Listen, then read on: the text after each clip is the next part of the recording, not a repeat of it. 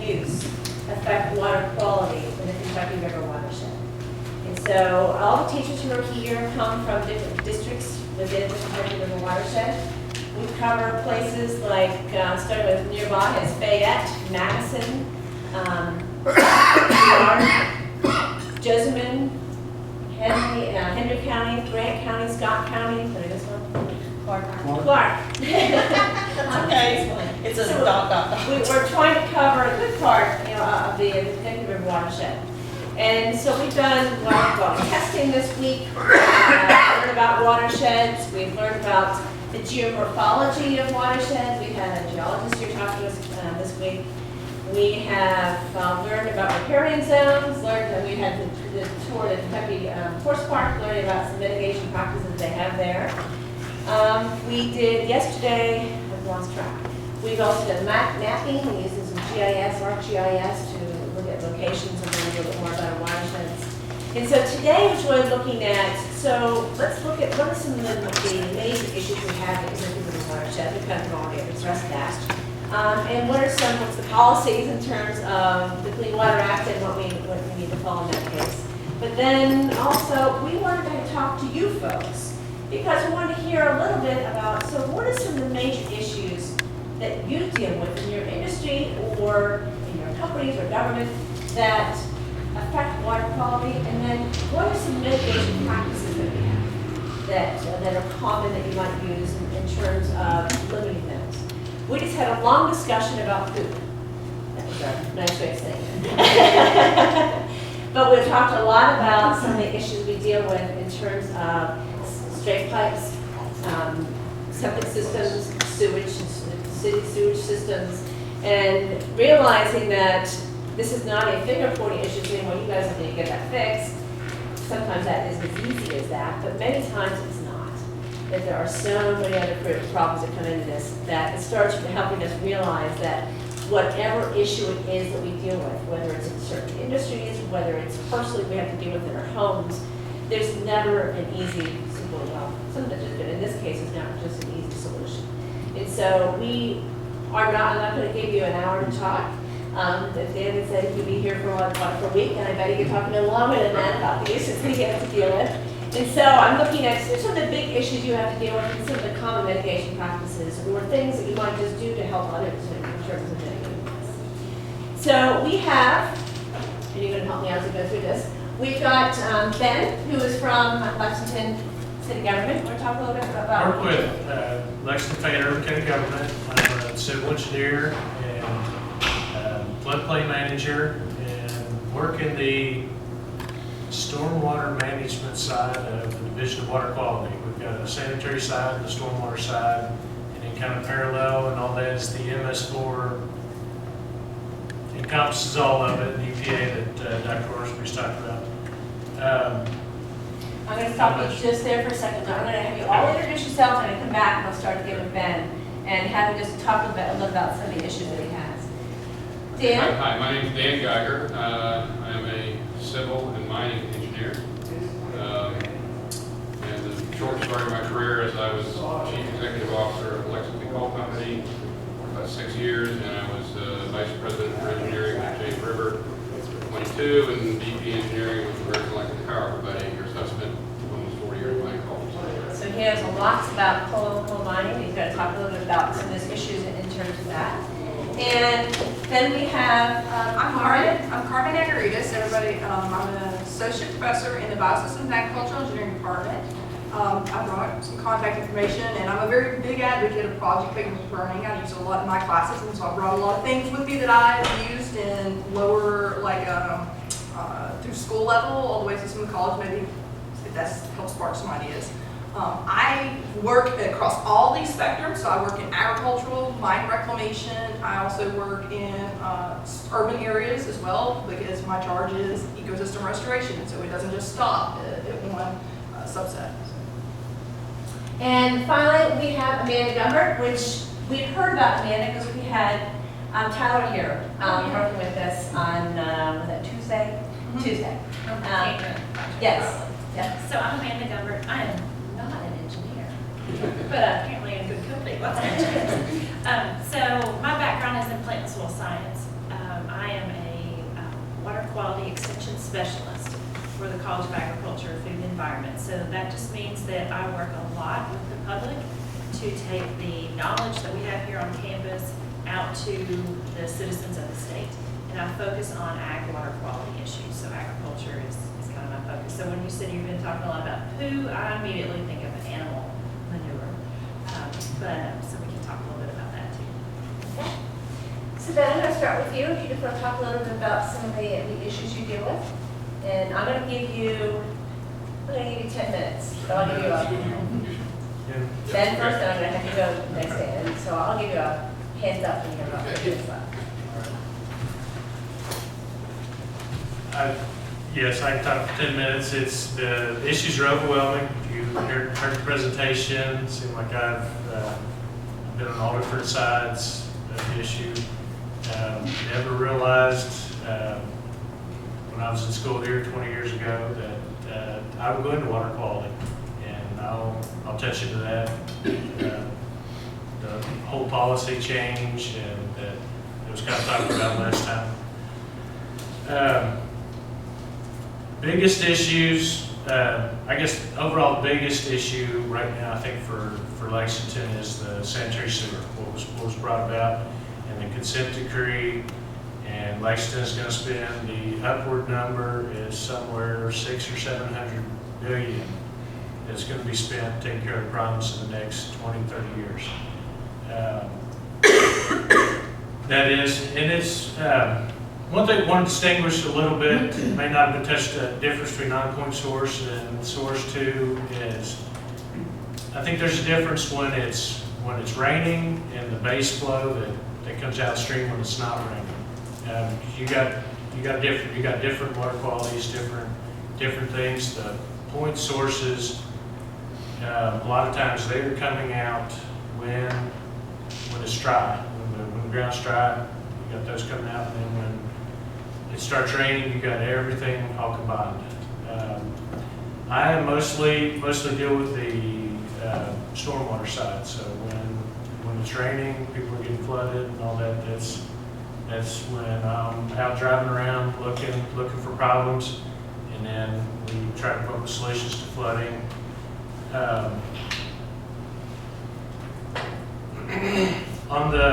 Besides the sanitary, overall, the biggest problem I think water quality wise is probably, and from what when we're monitoring the different streams, I think is the urban, all the impervious area in Lexington is destroying or has destroyed the streams in Lexington. They've changed, less base flows, widening, eroding banks, and the flooding that's occurred. There's no more stream function. The stream is not acting like it's supposed to.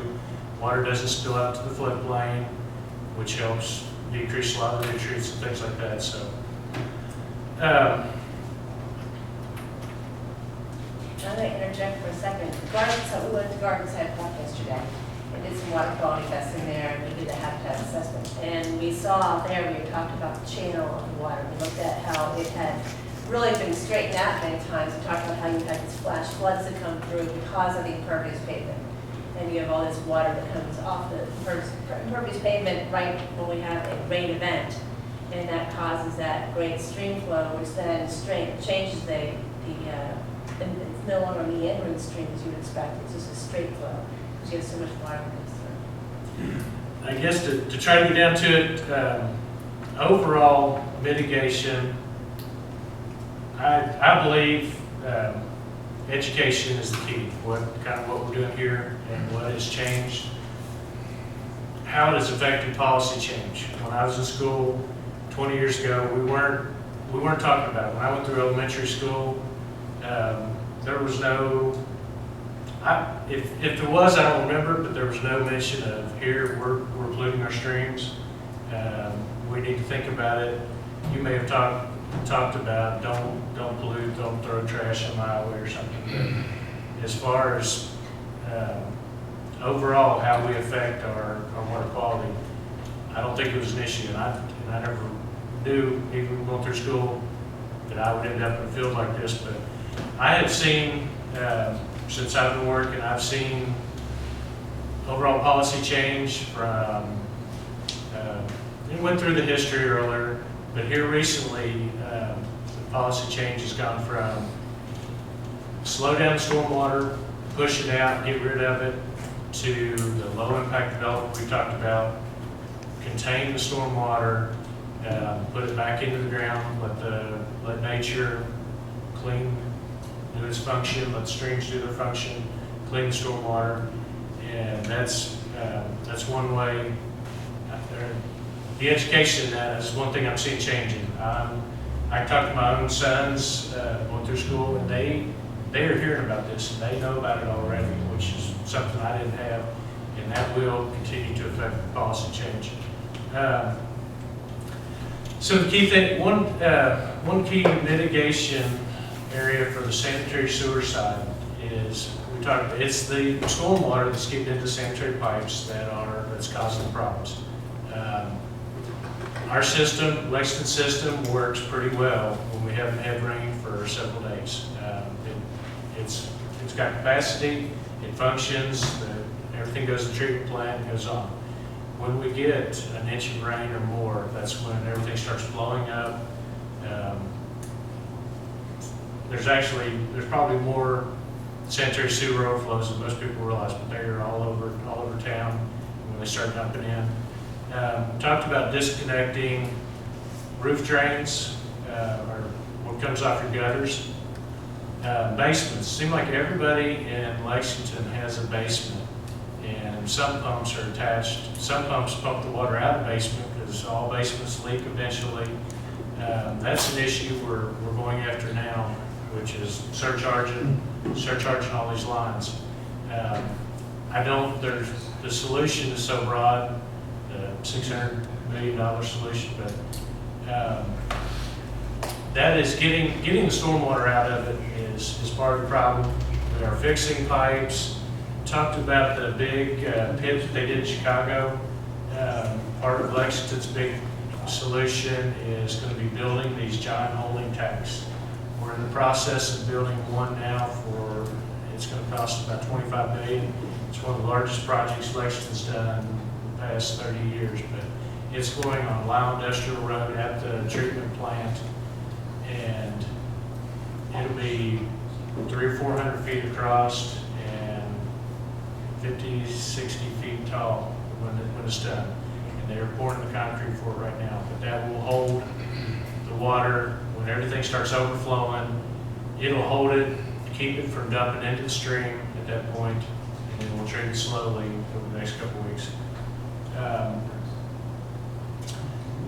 Biggest mitigation, as far as the education side of that, we've talked about grants. I think the best thing Lexington's doing, and I can talk, do I need to talk more? I don't think I need to talk about Lexington's MS4 program, but we are inspecting, we're doing enforcement. We've got about 40 different inspectors that are looking at construction sites and that inspect to make sure these point source discharges are doing what they're supposed to be. We're trying to eliminate, we look for, when it's not raining, we look for flows at our stormwater outfalls. We're doing all that. We're doing the education. We're working on policy change. That's one thing I'm involved in, reviewing ordinances, reviewing our manuals and things. But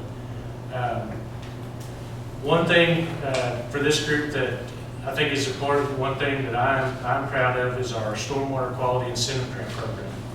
Part of our management fee, about 10% of our management fee that you pay in Lexington for impervious surfaces goes to our grant program. And we give out about $1.2 million a year for a project, for projects that will affect water quality, provide education on water quality, fix a known problem. That could be with flooding or just water quality. I don't know if anybody's here from Clays Mill Elementary. We did one of these grants went to a major stream restoration in the back of Clays Mill Elementary. I encourage everybody to go look at the project. We took, or the project took an eroding ditch, vertical banks, 4 or 5 feet deep in places, dumping sediment into the stream every time it rained, and we pulled back the banks and created a series of pools and riffles that spreads the water in the floodplain. We're also part of the project, restored a riparian zone around that, and it allowed the education part. The kids came out, they tested, they learned about what was going on, planted trees. They got involved in that, and that's one of the incentive grant program is probably the thing that I'm most proud of that Lexington's doing right now. So, Do you know if other districts are doing the same thing? here's one. Do you know if other districts are doing similar things? Do they offer grants as well? I don't know if you would know if other, like Joseph County would do similar things or other places. Louisville is doing a similar program. I don't know of anybody else doing a similar program where they're giving back to feed the community. A lot of communities adopted, we're going to take our money and we're going to do water quality projects. Lexington, because it's so broad and they got the sanitary issues are so big, Lexington said we're going to give a portion of the money back for water quality projects. That was through several years of meetings and negotiations, but I think that's kind of unique to Lexington. So anybody else maybe go to? Any questions? How far did the Clays Mill take there? Is it just behind their school, or did they go extend beyond? It's just behind their school. Yes. Is it just behind the school? Did they even get over to Mary Queen? It starts kind of right behind Mary Queen, Right. goes on down to the south. That was part of Would it our, have to be on the school property? it was just, I mean, we were part of the. 'Cause we don't, like- Okay. we're in, like, in Fayette County, but we don't have a stream that goes through our property, but we can walk to the Middlebrook Park. The grant program does not relate just to streams. Okay. Any water quality. There's schools have built rain gardens. But it would have to be done on Yeah. school property, not versus like city property. No, it's not. I mean, most of these projects are not done on city property. Okay. It's kind of, it's almost restricted as far as we're giving money back to the community. For our, okay. But it can be, we've done water quality testing, provided information on that. And it's pretty much, and all the information's on the website that you apply. Somebody will need to manage the grant. And I'll get the website from you before you go, so we'll have that posted. We have a website where we're posting resources too for teachers to be able to access the year. And so anything you have, we'll glad to post that. Any other questions? I said no hand. Regarding the Lexington holding tanks, you said there's 2 that are planning to go in, is that what you're talking about for the storm? Holding tanks. For the storm overflow? There are 4 in the works right now. I think there's going to be a total of 6 or 8 before. I mean, almost every watershed is going to have one of these giant tanks. The one. Is that the same project that went in up here at least, or at alumni, like where the stadium is, where they had that drowning, or is that different? That's through UK's That's through FEMA. UK, So okay. UK got a FEMA grant, and that's actually coming through UK, and part of their FEMA is that project, Okay. part of it's going through that. And we got involved with that a little bit to do some water quality and habitat issues, which is outside of what FEMA's scope is with the university. The project manager at the time was willing to let us to do that. Okay. And we're working right now, working with AgCom to do a video on that project, because it's actually being constructed by one of the alumni from our department at UK. So at the end point, we'll actually we have time-lapse photos from the very beginning going all the way through, and aerial photos and stuff like that. So we'll have a nice little, that I think would be a nice resource if you guys are looking to do something like that. When you say policy changes, you just mentioned that a couple of times. Is that like something from as simple as permits on the work site, like using impervious surfaces instead of like the concrete, or is it more bigger? It is. It's big all the way down. So what I've worked on most lately is policy change regarding new development or redevelopment of properties. And it will be more toward the low impact development. Right now, it's encouraged in Lexington. Lexington has a low impact development manual. In the future, that will be more of a, this is required, I think, and that's the way I think policy is going. It's to retain more of the water on your site and let it go slowly or reuse it instead of just getting rid of it as best you can. Is that manual online? Yes, that's on our website as well. Last question, we're gonna move on to Dan. Going back to, I guess it's called a consent decrees, and that Lexington got that in 2008, and you had just said that this project that you guys are working on is estimated to take 20 to 30 years.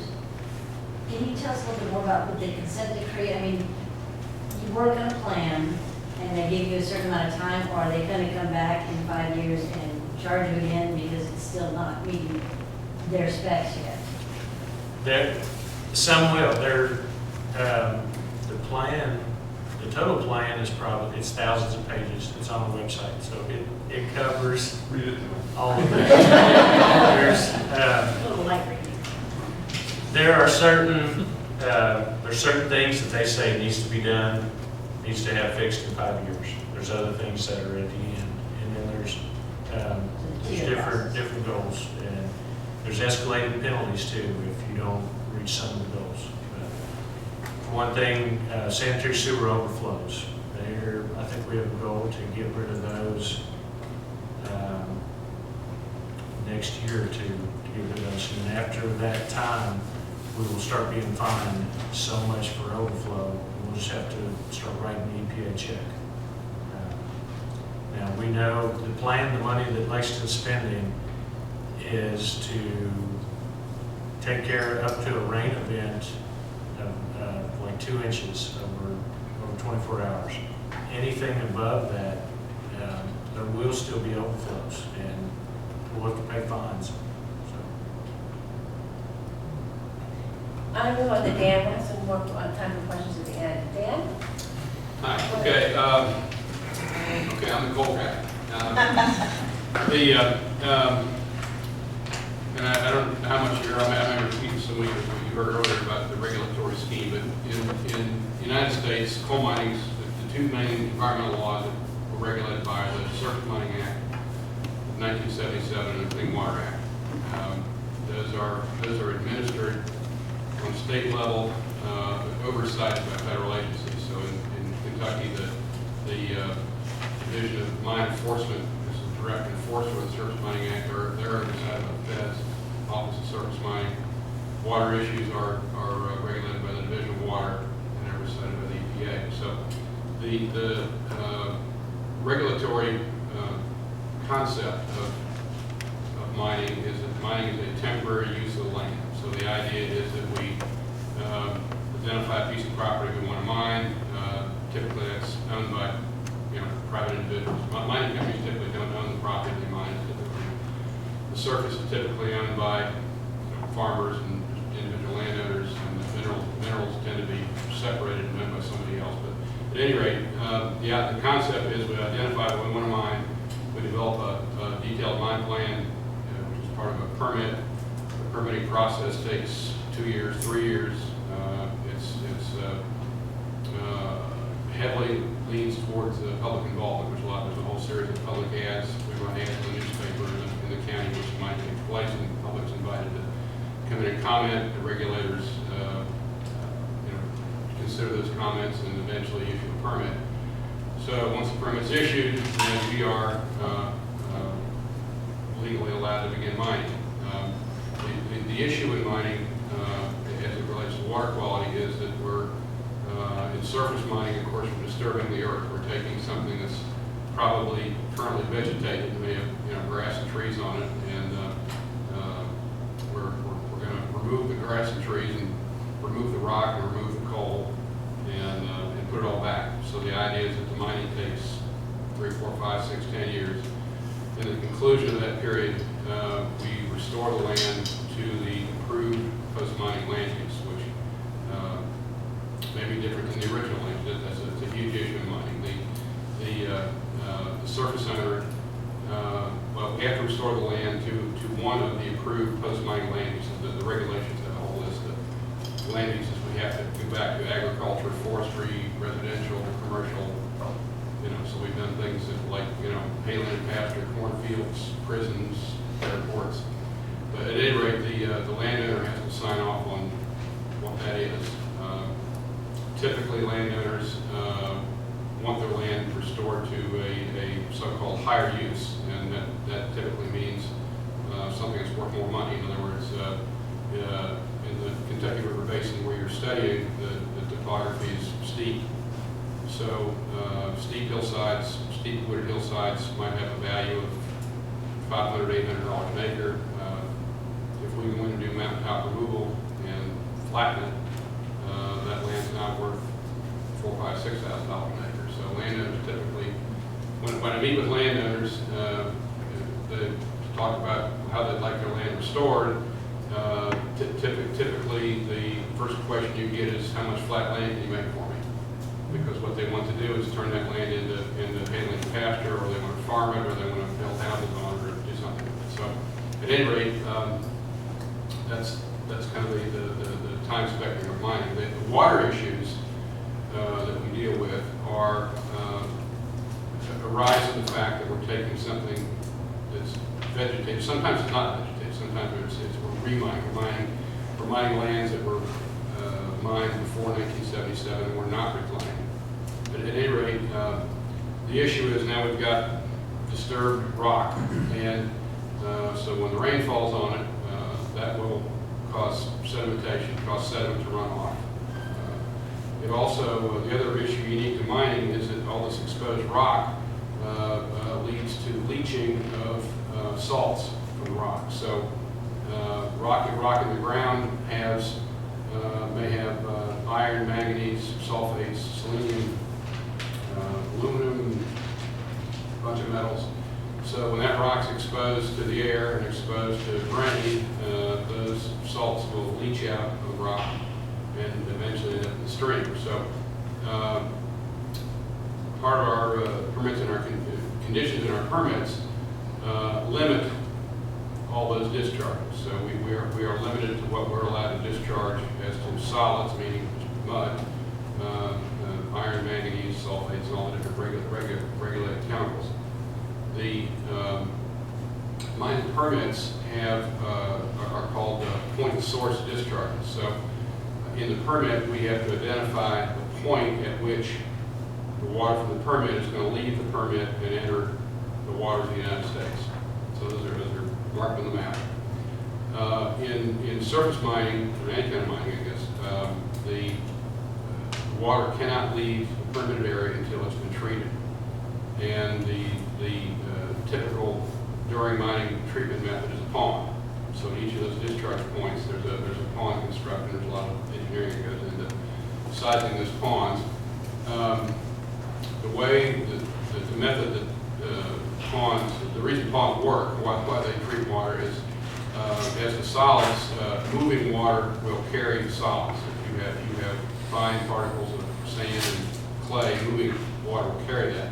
When you reach a pond, it's still water, and if the retention time is long enough, if the water stays in the pond long enough, it will settle out at the bottom. So the concept is the solids settle out at the bottom of the pond, and the clear water moves across the top of the pond and is discharged. The ponds are designed to do that.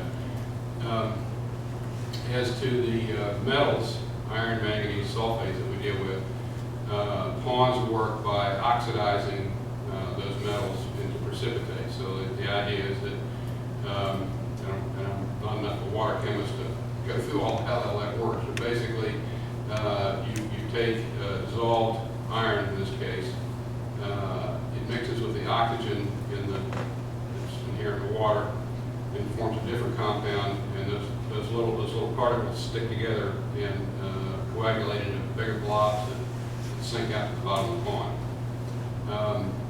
In those cases where the pond's not effective, there's so much iron and so much sulfate and so much manganese in water that precipitation, natural precipitation won't work. Then they're forced to use different chemicals to treat the water. So typically the way that works is we raise the pH. So the sulfates in water tend to make water acid or to turn acid mine drainage. So acidic waters are low pH waters, so we will use caustics to raise the pH back up to the allowable limit, and by raising the pH, these various metals will drop out of the water and go on out.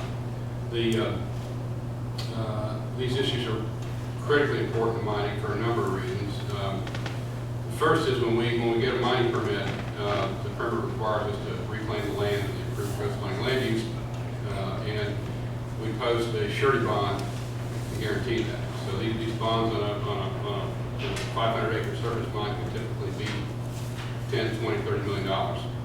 So if the company fails to restore the land to the permit that required the permit, then the state and the federal agencies can revoke the bond, revoke the permit, revoke the bond, take the $20 million and hire a contractor and go do what the coal company didn't do. One of the unique things about coal mining is that the agencies can pierce the corporate veil and go after individual officers and directors. In industries other than mining, you cannot go after individual officers and directors. You go after the corporation, but you can't go after individual officers and directors so long as they're not involved in fraud and things like that. In mining, mining is the only industry where the regulators, if you can demonstrate that the officers and directors of the company failed to reclaim when they had the ability to do so, then they can, go after you, take your house, take your bank account, garnish you your wages for the rest of your life. In addition, there's a blacklist in mining. When you file a permit application, we have to list the officers and directors of the company. The regulators look at that list of people and check it against a list of ineligible persons. So if you have been an officer or director of a coal company and had a bond revoked, you become permit ineligible for the rest of your life. So you can never ever be an officer or director of a coal company ever again. So that's the motivation. The mitigation methods that we use are, as I described, during mining is ponds. Post-mining is vegetation. Once the land is returned to the shape, the contour that's approved in the permit, then it's revegetated in accordance with post-mining land use. So if it's hay land and pasture, it goes back to grass. If it's forest, it goes back to trees, which are probably the two most common land uses. So once that exposed rock is covered up now and revegetated, the solids aren't being generated anymore. The rock's not exposed to leaching, and over time, the water quality coming off the permit improves. At some point, the ponds are removed. We're required to remove the ponds generally, not always. So at whatever point the water is clean enough after mining, then the ponds are removed. And of course, all this is measured with water sampling. We spend millions on labs to water sampling prior to, during, and after mining. All those reports go to the agencies, and that's how they regulate. So that's what we do. That's a pretty impressive abstract in a nutshell. Okay. You could have spent a lot longer talking about. Thank you. Any questions? Yes, ma'am. Do you, Go No, ahead. no, okay. do you do your own, like, do the mines do your own water sampling and send it in, or the? You can do, that's a huge issue. Years ago, most companies did it in-house. Now it's pretty much farmed out to labs.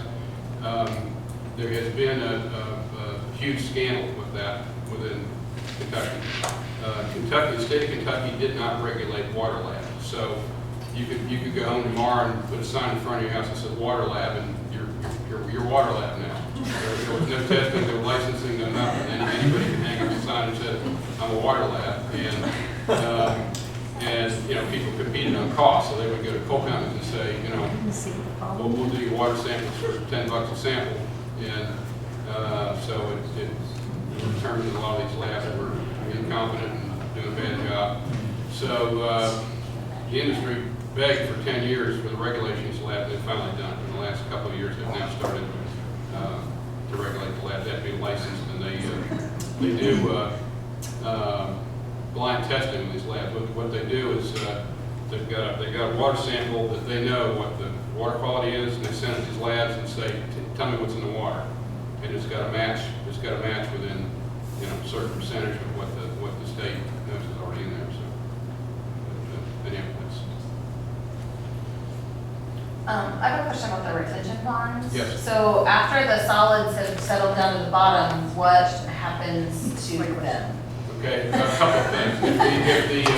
It depends on the design of the pond. Sometimes the ponds are designed to hold all the solids during the entire life of the mine. Okay. Sometimes there's not enough room to make a pond that big. So at some point there's a design limit. When the solids get up so high, we go in and clean it. We go in the excavator and remove the solids, put it in a truck with a sealed bed, and haul it up on the top of the mountain and bury it in a pit. For ponds that are designed to hold it forever, when the mine is completed and the water quality is returned to allowable, then you pump off the water, you let the material in the pond dry, and then cover it with 10 feet of soil. So they're just putting it back into the land where it came from? Well, it's buried. It's either buried up on the mountain where the mining's occurring, or it's buried in place Okay. where it was deposited. So, Is that monitored? is what monitored? Like long-term, like where it all gets buried? Yes, you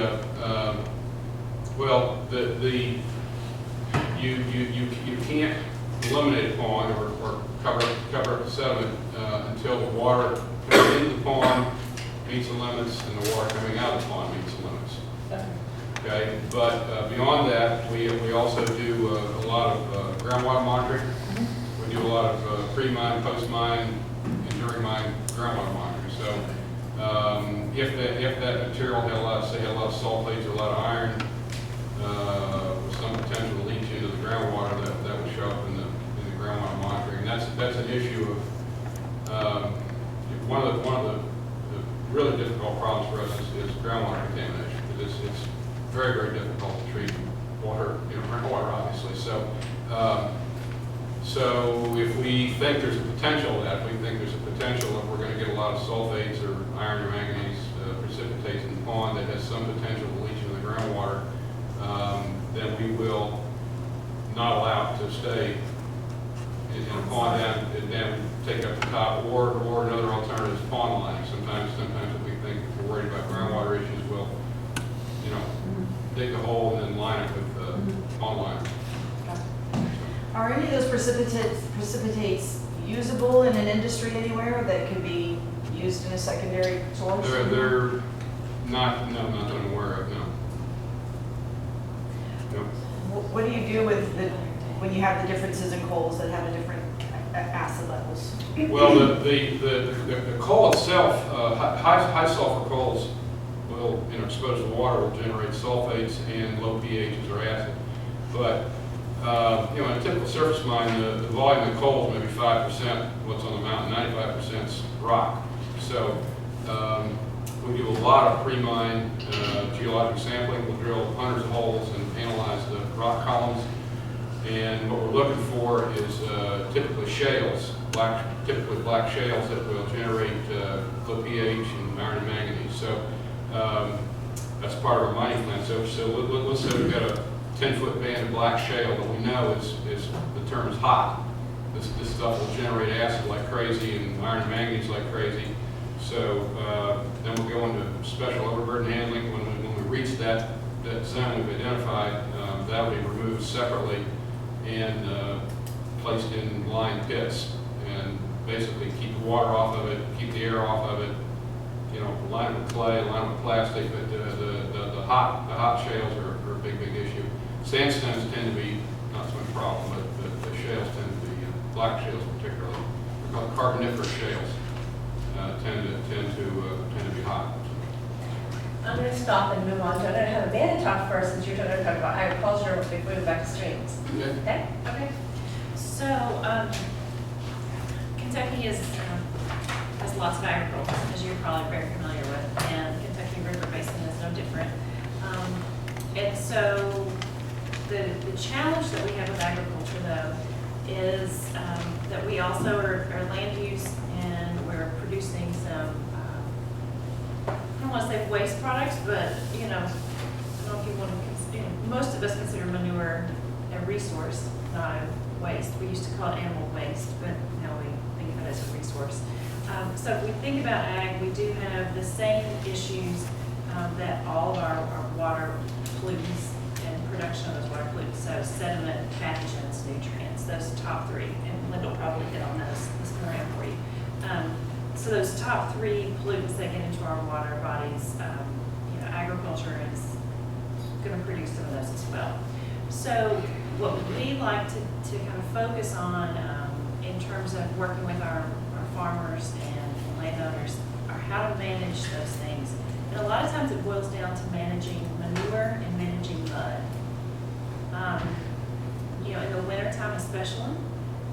And you know, I would say that the Kentucky River Basin, we mostly have smaller farms. So when we think about the western part of the state, we think about our larger grain producers. And in the central part of the state, we have a lot of livestock. There's tons of livestock in Kentucky, beef cattle producers. There are some dairies still left around in the Kentucky River Basin. We're getting a resurgence of dairies. We actually had we used to have a lot of dairies, and then a lot of the smaller ones went out of business because they weren't able to meet some of the requirements for permitting and that kind of thing. And now we're having a little bit of a resurgence, and that's coming back. So, but with beef cattle, we often have a pasture-based system, and with the cattle market as lucrative as it is right now, if folks were in the business already, then they are trying to stay in the business and increase their herd size. A lot of times they're doing that on the same acreage as before. And so we have issues where we have too many animals on too small a piece of property. And so when you do that, then, you know, this year we don't have drought issue. So we've got plenty of forage, plenty of grass out there for them to eat, and not having that big of an issue. But in the wintertime, forages obviously go dormant, and we have to feed. So we have winter feeding areas where folks are bringing in roll bale hay, or, you know, no square bales anymore. I grew up square baling hay and dragging it off the baler. So, you know, nobody does that anymore. There's not enough people around. But so we have round bale, you know, feeders, and so we have these areas of congregation for the animals, and that typically is where we have problems because there's the foot traffic, and they're creating muddy situations because we don't have, I mean, this past winter we had a lot of snow, but we don't always have these long periods of really hard freezes. You know, our ground will freeze and thaw, freeze and thaw, freeze and thaw. And so we get those muddy conditions and a lot of traffic with our tractors and such. So that's one challenge. Another challenge is actually, you know, managing the manure. You know, if we happen to confine these animals in a barn situation, then we're going to have manure concentrated. Or if we're dealing with things like poultry, there's not a ton of poultry houses in the Kentucky River Basin. There's a few, and there's some in eastern Kentucky. I went to Johnson County on Monday, and I passed 2 truckloads of birds coming out of eastern Kentucky, and I was like, where are those guys coming from? So you don't even have a lot of land for a poultry house.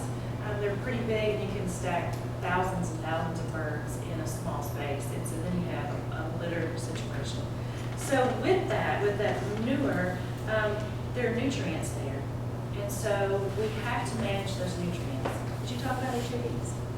No. Okay, so excess nutrients getting into our streams and rivers. In Kentucky, we are in the Mississippi River Basin. And so you're probably familiar with Gulf hypoxia. Have y'all talked about that this week? Anybody talked about? Not this week, no. Okay, so there's the dead zone in the Gulf of Mexico. And so lots of folks are concerned about this. And Kentucky is one of them because we're in the Mississippi River Basin. And so we're working on, I say we, meaning all the states in the Mississippi River Basin, working on how we deal with excess nutrients that are in the basin and where those nutrients are coming from. And so I work on it from an agricultural perspective. The Kentucky Division of Water, Dan mentioned they are the regulatory agency here in the state. They do a report to Congress every 2 years that says here's a snapshot of water quality in Kentucky. The last report that was published was the 2012 report, and it said that 46% of our impaired streams were impaired due to agriculture. And so those are the sediment, nutrients, pathogens, those typical things. So handling that manure in a way that is effective, use the resource but not lose it, to the water body is really important. Also managing, when we think about fertilizer and commercial fertilizer as well. For the most part in agriculture, farmers who apply commercial fertilizer are putting through that to an agronomic, economic kind of threshold. It's really expensive to go and buy a load of fertilizer, so they're not just going to throw it out. Now that being said, I know there's still the old school thoughts of we're going to put on what my grandpa put on, and we're going to put on what my dad put on, and we're not even going to do a soil test. But through extension offices, we do promote soil testing so that they monitor the nutrients that are in their soils. And one of the premises of managing these nutrients is a nutrient management plan. And so that nutrient management plan will help the farmer to balance the nutrients they're producing with their operation, plus the existing soil fertility. And they balance that out with the crops they want to grow without losing excess nutrients to the stream or water body. So it's kind of a balance, it's a check, that kind of thing. And nutrient management plans are required for farms as part of the Ag Water Quality Act. Did you mention that? So I have some lovely brochures that will tell you a little bit about the Ag Water Quality Act. The Ag Water Quality Act is a state law that says if you have 10 acres or more involved in agriculture, you need a water quality plan. And it's your best management practices, how you're going to manage your operation and what you're going to do on your farm to protect water quality. And nutrient management is one of those best management practices. So it's kind of, the umbrella is Ag Water Quality Act. Under that umbrella is your BMPs, and one of those BMPs is nutrient management. And so that gets into manure management. And the second one is dead animal disposal and how you're going to properly dispose of fallen livestock. Because we know if you have livestock that two things are guaranteed to happen. One, they're going to poop, and two, you're going to have a dead one eventually. And so how you manage those is really important, and it's impactful to your managing that water quality on the farm. Kind of an old school, what's that, gifts coming in on? So, kind of an old school method of handling the dead animal is to drag it off to the back or to dump it in a sinkhole, which I shudder when people say they're dumping their animals in a sinkhole. A lot of people say, well, I can drag it to the back 40, by the time I get back to the house, the coyotes have taken it and it's gone. Those two are not legal by the books means of managing your fallen livestock. I guess it is a circle of life, right? But it's not necessarily the safest because of that animal most likely had something wrong with it or it wouldn't have died. The disease vector kind of issue that we're